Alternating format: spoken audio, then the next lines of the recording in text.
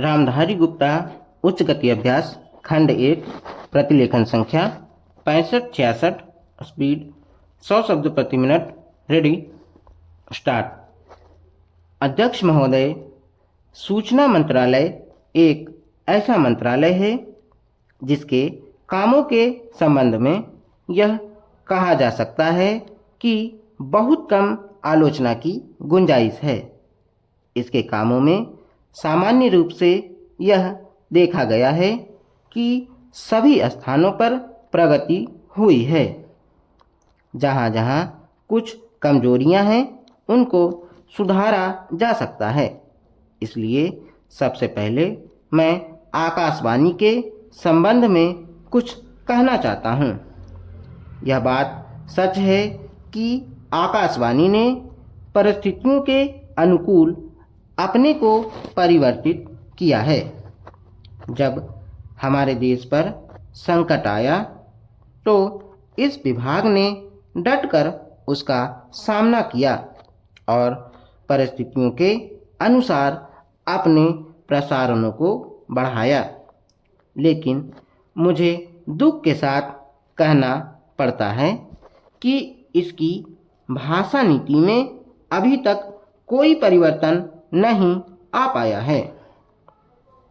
इस मंत्रालय का एक महत्वपूर्ण विभाग पत्र सूचना कार्यालय है, जिसके द्वारा सभी सरकारी सूचनाएं अखबारों के द्वारा जनता तक पहुंचती हैं।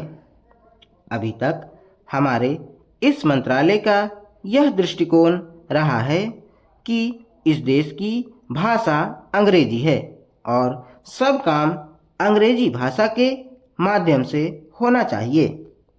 यही कारण है कि इस विभाग से जो सूचनाएं प्रसारित होती हैं उनमें अधिकांश अंग्रेजी में ही प्रसारित होती हैं, जिसके कारण देश भर में हमारी सरकार की बातें जनता तक नहीं पहुंच पाती।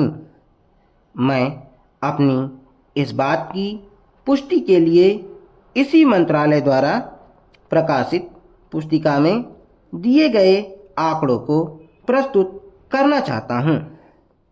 आप इन आंकड़ों को देखें तो आपको ज्ञात होगा कि अधिक प्रकाशन अंग्रेजी में हुए हैं।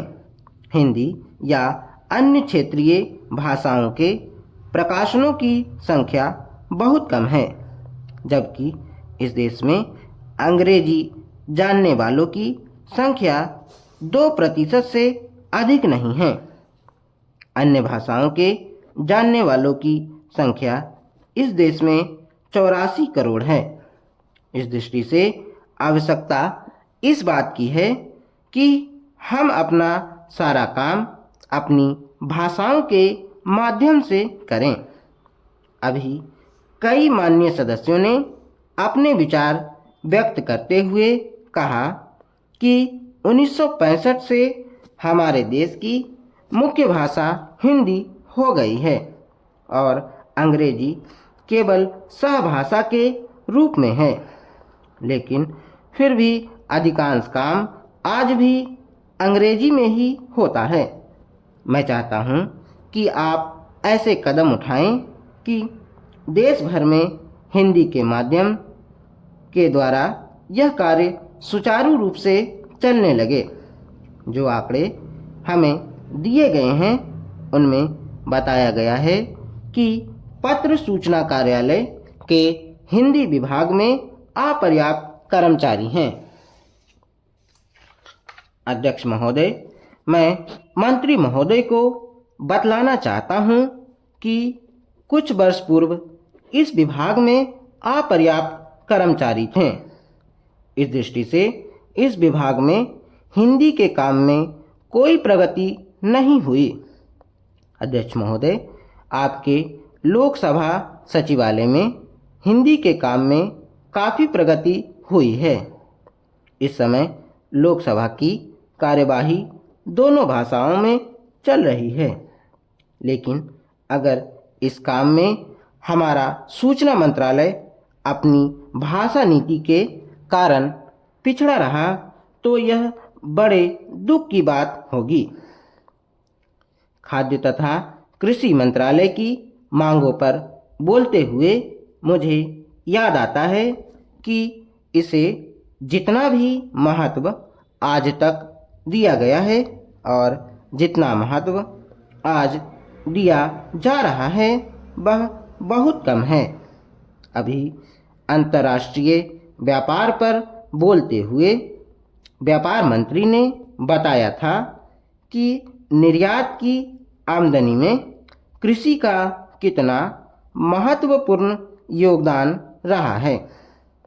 उन्होंने बताया था कि 70% निर्यात कृषि की वस्तुओं का हो रहा है और उसी के द्वारा हमें इतनी आमदनी हो रही है।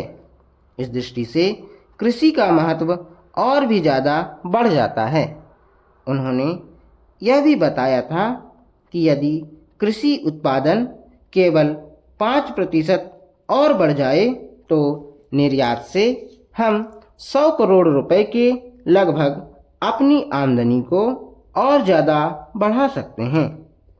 इतना महत्व इसका होने के बावजूद भी मुझे बड़ा खेद है और सचमुच यह बड़े दुख की बात है कि आप कृषि के ऊपर जिसमें 100 करोड़ रुपया कमाने की क्षमता है 1 करोड़ रुपया भी खर्च करने के लिए तैयार नहीं हैं। मैं तो यहाँ तक कहूँगा कि जिसे हम औद्योगिक उत्पादन मानते हैं उस प्रकार का उत्पादन आज भी हमारे देश में नहीं हो रहा है। वास्तव में उत्पादन केवल कृषि से हो सकता है क्योंकि कृषि वस्तुओं से ही आपके दूसरे औद्योगिक संस्थान चलते हैं। यदि रुई देश में पैदा ना हो तो कपड़ा कैसे बन सकता है?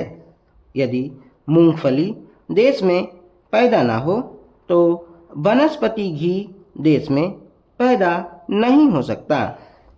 इसलिए हमारा सारा उत्पादन कृषि वस्तुओं पर ही निर्भर है।